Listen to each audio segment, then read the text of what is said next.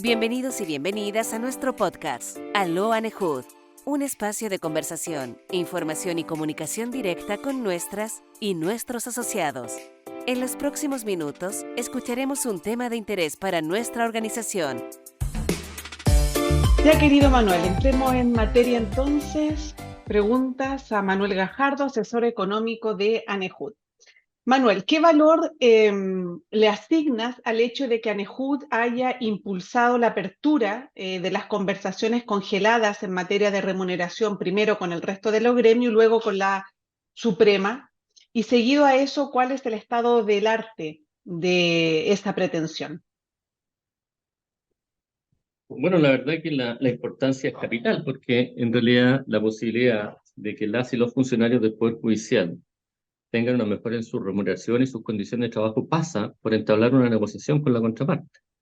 Y eso no es posible cuando el conjunto de los trabajadores del Poder Judicial, digamos, que pertenecen a distintas organizaciones, digamos, ¿no? No es posible que solo uno, digamos, pueda ser mejorado y lo otro no. En general tiene que haber una visión integral.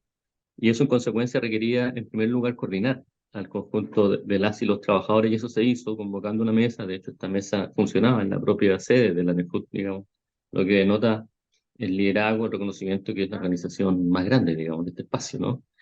Y en segundo lugar, haber tenido la capacidad de consensuar un petitorio donde todos van con sus miradas propias específicamente y poder lograr transversalizar lo que es común e instalar eso con el Poder Judicial. Ahora, eso no es suficiente porque, si bien es cierto, es la Corte Suprema, es el propio Poder Judicial, el empleador de los que están, de los socios y socias de ANEJUT, quien define realmente el tema de los recursos, que es lo determinante en una negociación, está fuera del Poder Judicial, está en el Ejecutivo, está en Hacienda, digamos. Entonces, esta es una negociación que tiene estos dos pasos, digamos, uno dentro de la casa, que es el Poder Judicial, y dos, evidentemente, en aquel espacio donde se definen los recursos que viabilizan una negociación, ¿ah? Eso es el primer tema.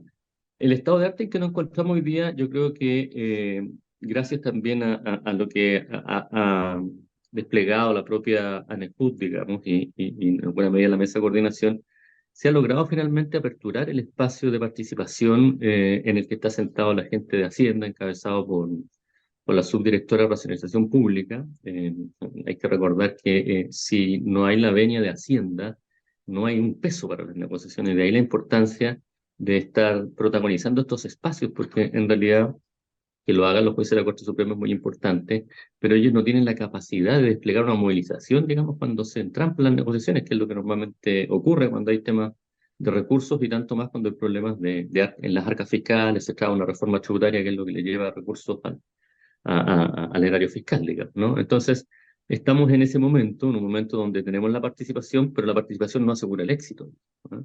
Y por tanto aquí viene todo un organizarse, un cohesionarse, un aclararse y una capacidad también de seguir movilizando para tener los frutos que esperan las y los trabajadores del país. Desde bueno, ¿cuáles son las principales demandas que están impulsando los gremios en forma conjunta y qué, a tu parecer, justifica este petitorio?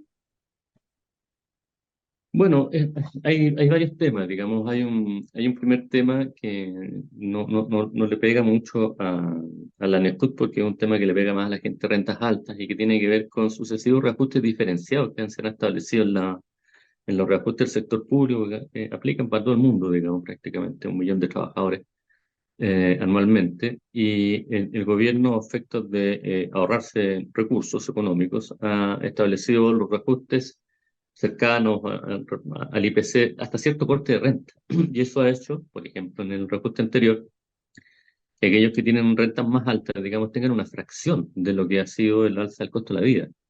Eh, Esa medida finalmente fue flexibilizada en el marco de la propia negociación anterior y este año tiene que corregirse eso, ¿ya?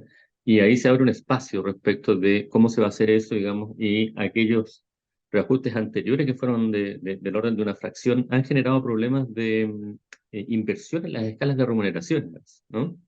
Y esto evidentemente tiene que ser corregido y el primer punto que está efectivamente es cómo se corrige en los impactos indeseados que han tenido los reajustes diferenciados. Bueno, ese es el primer punto que está en la tabla.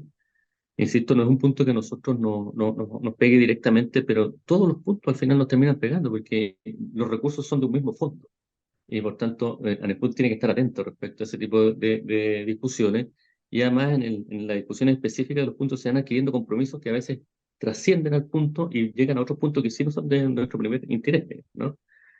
Hay otro tema que tiene que ver con el incentivo al retiro, que evidentemente sí nos preocupa, y ahí en realidad nosotros, si bien es cierto, está dividido en agenda a corto y mediano plazo el incentivo al retiro. Hay un primer avance en el incentivo al retiro de que se está buscando extender los cupos para los años siguientes. Recordemos que esto vence el primer semestre del 2024 y por tanto empieza a haber una cohorte de funcionarias y funcionarios que podrían quedar sin ese derecho. Y por tanto se está buscando ahí que haya un puente de tal modo que eso no suceda mientras se gestiona una ley más larga que pudiera operar a partir del 2025, ya sea de forma indefinida, ya sea por una década. Esa es la discusión en la que nos encontramos. Esa es como la segunda discusión en que estamos. ¿Ya? Pero perdona, Manuel, ambas discusiones, tanto el primer como el segundo punto, derivadas de la negociación de la mesa del sector público del año pasado. Efectivamente, ahora el incentivo al retiro es de larga data. Sí, sí, ciertamente Ajá. se ha refrescado en la negociación del año pasado y viene, la mesa del sector público tiene, aparte de la discusión a fin de año del reajuste de remuneraciones, tiene durante el año mesas, distintas mesas, una de ellas la mesa que trata el tema del incentivo al retiro. Y en esta mesa se está discutiendo efectivamente esa materia y lo que se está avanzando es lo que recién decíamos, digamos, ¿no? Eh, y acá hay un tema que los trabajadores del Poder Judicial tienen que ver cómo lo ordenan, porque en realidad más bien lo que se discute en un espacio donde ellos no participan termina afectándolos, ¿no? Y ese es un pendiente que tiene que ver con participación, ¿no? Porque no todo el mundo participa de primera mano en la mesa del sector público, ¿no? Ese es un segundo tema que se está viendo. Hay otros temas que ya tienen mucho, que son de mayor interés, digamos, en el ámbito del Poder Judicial. La asignación de modernización, que es una asignación que prácticamente la tiene todo el mundo en el sector público, es una asignación que está muy por debajo de los valores que se pagan al grueso de los trabajadores del sector público. El grueso de los trabajadores del sector público tiene un 30,6% de valor en su asignación de modernización, mientras que en el Poder Judicial esto llega solo a un 23%. ¿Ya? Entonces, ahí hay una demanda, producto de una discriminación objetiva, ¿ya? Esto ya este camino lo han recorrido otros gremios, los funcionarios municipales, entre otros, ya han logrado nivelarse al 30,6 que hoy día existe para el grueso. Y este es un camino que comienza a recorrer la ANEJUT, que es de mucha justicia, hay una discriminación evidente, y por tanto ese es un segundo punto que también está en agenda para ser tratado a partir ya de agosto con la Dirección de Presupuesto del Ministerio de Hacienda. Hay otro tema que es el tema de la carrera funcionaria, donde inicialmente la ANEJUT ha levantado una demanda que viene trabajando hace años, que tiene que ver con cómo compensamos el estancamiento que tienen las y los funcionarios por carrera funcionaria, ¿no? Y ahí lo que se ha planteado inicialmente es una asignación que compense este estancamiento y por tanto si yo debiera por carrera funcionaria subir un grado y no lo subo, entonces que me paguen una asignación que dé cuenta de ese delta para obtener lo que de acuerdo a la carrera debiera haber obtenido, ¿no? Ahí hemos tenido una respuesta muy categórica, ¿no? Debemos decirlo, de la IPRES que dice, mira, eso no está en la agenda, eso no está en la agenda de la IPRES, no, eso. Esto fue conversado con anterioridad, por lo menos en mi calidad de asesor, advertido, digamos, que este era un punto extremadamente difícil porque tiene un efecto de demostración atroz, digamos. O sea, si usted lo está pidiendo para 14.000 funcionarios, en la práctica esto va a ser multiplicado y va a llegar a 1 millón de trabajadores. Por tanto, el costo es una cosa que se inviabiliza en una demanda como esta. Más bien los tratamientos que se dan en temas de estancamiento de carrera funcionaria tienen que ver con revisar las causas de los estancamientos, ¿no? Y esto normalmente dan cuenta de que los diseños de planta y de geometría, digamos, para ver cuántos cupos tienes hacia arriba, tienen que ver con que son una indumentaria que viste un diseño determinado. Esos diseños son muy anacrónicos porque son para un poder judicial que ya no existe. ¿Ah? Entonces, esa indumentaria, esa geometría para una carrera funcionaria, fue diseñada en una época en que no habían habido todos estos cambios estructurales que hoy día tenemos en el Poder Judicial, que implican un ingreso de gente en los grados más bajos que van generando cuellos de botella hacia arriba. Entonces, esto es lo que genera, al final, estos estancamientos de que no tengamos carrera funcionaria, y quizá el camino sea ahí, entonces, revisar y actualizar estos diseños para que efectivamente permitan tener una carrera fluida. Es lo que uno normalmente hace.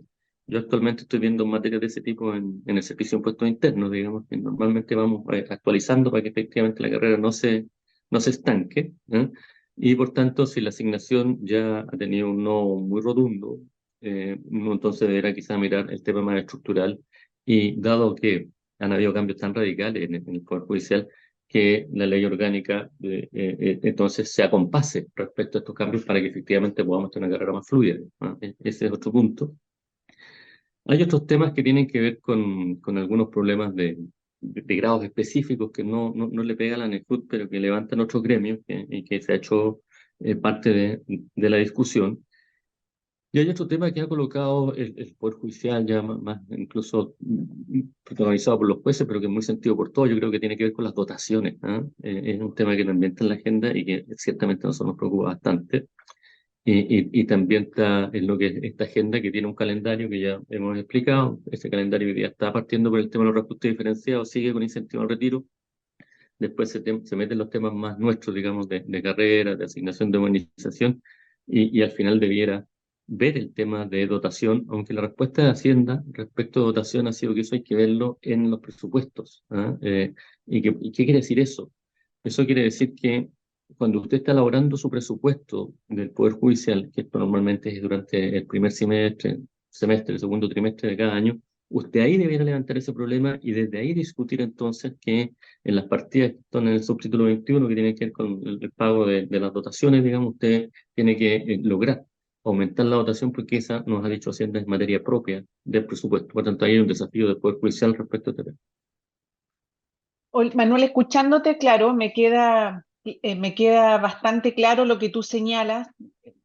Es cierto lo que tú dices respecto a que un tema crucial de las negociaciones en el sector público, mesa que además tú asesoras, junto con las remuneraciones, es justamente la carrera funcionaria y quizás en la carrera funcionaria, el reclutamiento del sector público, que hoy predominantemente es contrata, y que a pesar de las demandas por la existencia de un servicio civil, la verdad es que la carrera prácticamente inexistente no solo en la Administración Central del Estado, sino que también, como señalas tú, en el Poder Judicial. Respecto a eso, ¿qué es una realidad? ¿Cómo podríamos avanzar en un problema que a todas luces, como también señalas tú, es estructural? Porque también siento que podría generar esto que tú estás señalando, el no rotundo respecto a esta demanda de la ANEJUT por el bono de compensatorio, una cierta frustración en nuestros socios. ¿Cómo podríamos avanzar en este problema que es estructural y que además se extienda al resto del sector público?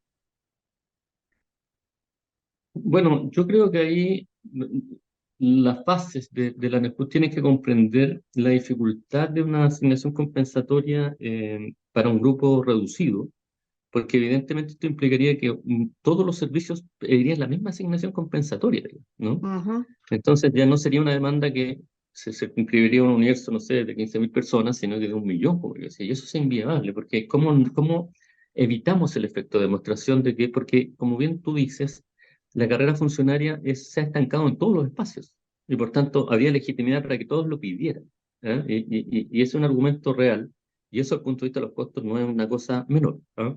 Ahora, eso hace entonces que cómo yo logro viabilizar una solución. Bueno, tratando de zafar del efecto de demostración. Eso significa que mirando mi espacio local, ¿ya? Y en mi espacio local yo creo que tengo argumentos muy poderosos para hacer una discusión respecto a este tema, ¿ah? Porque indudablemente en el seno del Poder Judicial han habido reformas estructurales tremendas, ¿ah? En los últimos años, y eso no ha sido acompasado con leyes que aborden el tema de las relaciones laborales, las dotaciones dentro de la carrera funcionaria, ¿ya? Yo creo que hay que revisar el modelo dentro del Poder Judicial de cada espacio, ¿ah? La cantidad de gente que se requiere, no solo de jueces. Hoy día, por ejemplo, se está discutiendo en el Ministerio Público el aumento de fiscales, pero el aumento de fiscales requiere una cantidad de gente que acompaña la labor del fiscal, lo mismo que los equipos de salud, el médico, digamos. No es que tú aumente médico, aumente fiscal, aumente jueces. Usted recibe un equipo que es lo que permite que trabajen en estos espacios. Eso hay que mirarlo, ¿ah? Hay que mirar los déficits que tenemos no solo en la cúspide, como estoy diciendo, sino con los equipos en su conjunto. Y eso evidentemente es una cosa muy local del Poder Judicial, digamos, eso es propio nuestro. Cada sector tendrá que tener su mirada local, pero es una mirada específica, ¿no? Y luego de eso hay que diseñar las plantas de tal modo que existan la posibilidad de dinamismo al interior de ellas, vale decir que la geometría, la densidad de cupos por grado nos permita que no hayan cuellos de botella, que los funcionarios puedan ir accediendo en el tiempo a mejoras. Pero como tú te fijas, es una revisión de diseño local. ¿Ah? Local me refiero Ujú. dentro del Poder Judicial, digamos, ¿ah? Y evidentemente requiere cambio en la ley orgánica. ¿Mm? Manuel, ¿cómo se ganan estas demandas en un escenario político y económico adverso? Me refiero a aquellas demandas que está planteando la ANEJUT y que tú ves que son mucho más viables. Sí. Bueno, yo creo que esto se inscribe dentro de una visión más general de cómo se ganan las demandas en el mundo del sindical, de los gremios, digamos, ¿no? Primero hay que tener un gremio cohesionado, con una dirección lúcida, digamos, que estimule, digamos, a la gente a movilizarse por las demandas que ellos están planteando. Hay que comprender cabalmente los temas, ¿ah? Los pliegos que elaboremos, digamos, tienen que ser pliegos que nos generen rédito, que nos generen éxito, y por eso es importante revisarlos. Creo que acá en Anescut se hizo un trabajo bien serio de parte de la Comisión de Remuneraciones, digamos, que después fue revisado evidentemente por el director, y varias cosas se tomaron, otras cosas se corrigieron. Eh, entonces hay que tener organización, hay que tener pliego, pero también hay que tener una fuerza, ¿ah? O sea, no es dable pensar que lo que nosotros levantamos como demanda solo por el hecho de que nosotros la sentamos, incluso porque sean justas, la contraparte, gobierno, en este caso digo Poder Judicial, porque son ellos los que definen, tienen la billetera en el Ministerio de Hacienda, no por la validez y justicia de nuestras demandas vamos a obtenerlas, digamos, ¿no? Eso exige que si tienen la convicción, las y los funcionarios de que eso es lo correcto, tendrán entonces que movilizarse por ellas, digamos, ¿ah? Y cuando decimos movilización no estamos diciendo inmediatamente un paro, digamos, ¿ah? Estamos diciendo, mira, desde lo más simple quizás hasta lo más complejo, ¿ah? Primero, efectivamente, lo más simple es que la gente comprenda las demandas, que entienda su pliego, que esté informada, que entienda lo que significa, que entienda lo que estamos... Y eso es hacer una adecuada información a las bases, ¿no? Eso significa que los dirigentes recorran las regiones, expliquen. eh, no le podemos pedir a la gente que se movilice por algo que no ha hecho suyo porque no lo comprende, ¿ah? Eso yo diría que es lo primero. Lo segundo son tener pliegos que, si bien es cierto, reivindiquen, cristalicen nuestras demandas, digamos, pero que sean pliegos que tengan cierto grado de viabilidad. ¿Mm? Y eso implica tanto el diseño técnico como la cuantificación de lo que hay detrás de esto, digamos, ¿no? En tercer lugar, tener una organización que sea creíble, que tenga el liderazgo, que sigan los dirigentes, que las bases estén dispuestas a moverse porque saben que están siendo conducidas responsablemente, lúcidamente, digamos, en una dirección que puede llegar a puerto, digamos, ¿ah? Y en cuarto lugar, tener la disposición de las bases de movilizarse, digamos. No pueden suponer ellas que sus dirigentes van a hacer todo en nombre de ellas, ¿ah? Hay casos muy claros. Recientemente, por ejemplo, el Ministerio de Cultura estuvo pidiendo por mucho tiempo una demanda, y si ellos no se hubieran parado por muchos días, digamos, no hubieran tenido eco, no tenían ningún eco, hasta que se movilizaron y ahí efectivamente Hacienda y el gobierno tuvo que apertar el puerto. Esto pasa con todos y cada uno de ellos, ¿ah? Va a pasar con mayor facilidad si usted está en un sector crucial. Yo creo que usted está en un sector crítico, el Poder Judicial es crítico, ¿ah? Pero así todo, eso requiere la disposición de la movilización. Esto no es gratis, ¿eh? Esto no es que mandamos a los dirigentes y si lo hacen mal los cambiamos. Nunca ustedes van a poder eludir la necesidad imperiosa de movilizarse por sus demandas para poder lograr mejorar respecto a su situación actual. Y finalmente, Manuel, y que tiene mucho además que ver con lo que tú estabas señalando anteriormente respecto a cómo se ganan estas demandas, desde tu experiencia, son los principales desafíos entonces que enfrenta el gremio para esta negociación? A ver, yo creo que el gremio ha ido avanzando respecto de estos desafíos, ¿ah? Lo decíamos al comienzo. Primero, es capaz de articular al conjunto de los gremios de trabajadores y trabajadoras que están en el Poder Judicial. Luego, es capaz de elaborar un pliego consensuado, ¿m? Lo que se facilita porque nosotros ya veníamos con un avance de negociación hasta el 2019, digamos, ¿no? Luego es capaz de instalar un espacio de discusión con los jueces, ¿ya? Luego se logran participar de algo que se le había escamoteado, que es la participación en las discusiones con Hacienda, ¿ya? Pero lo que viene ahora es lo principal, digamos, porque en realidad el orden de la discusión que ha diseñado la agenda Hacienda es un orden crecientemente complejo. Se ha ido de lo más fácil a lo más complejo. Lo más fácil es el tema de los reajustes diferenciados, que ya hay un acuerdo de que por lo menos el del 2022 va a ser un 12% para todos a partir de diciembre de este año. O sea, ese desafío, por lo menos del año 1, no es tan complejo. El del incentivo al retiro también hay un acuerdo de extensión y después de que haya una nueva ley, digamos, ¿no? Pero ya los otros desafíos que tienen una asignación de modernización, temas de carrera, temas de dotación, son desafíos mucho más complejos, ¿ah? Que entonces requieren una fortaleza de los gremios, de la coordinación de ANEJUT, y tiene que discutir, y ANEJUT tiene que discutir en su seno cuán capaz es de movilizarse por sus demandas. El resultado de ANEJUT va a ser directamente proporcional a la capacidad de movilización que tenemos, ¿ya? Si su capacidad de movilización es cero, los resultados van a tender a cero. Si su capacidad de movilización es alta, sus resultados van a ser positivos, ¿ah? Pero eso, por tanto, el protagonismo de la negociación no es la directiva, ni menos asesores externos, digamos, ¿ah? El protagonista de esta movilización son las bases, digamos, ¿ah? Pero adecuadamente conducidas por la dirección de su organización. Muchas gracias, Manuel, por esta entrevista, por habernos entregado algunas luces de lo que está viviendo el gremio en materia de remuneración y principalmente para clarificarle a los socios sobre los temas que le competen, ¿no? Y que le preocupan sobre el estado del arte de la negociación y cuáles son los desafíos que enfrenta la organización de aquí hasta que termine el periodo de este directorio. Así que muchísimas gracias. Gracias por preferirnos y escuchar nuestro podcast. Aló ANEJUD. Las y los esperamos en nuestra próxima edición. No te olvides de compartir el link, comentar el programa e informarte de nuestro próximo tema. Hasta pronto, Aló ANEJUD, el podcast del gremio de las y los empleados judiciales de Chile.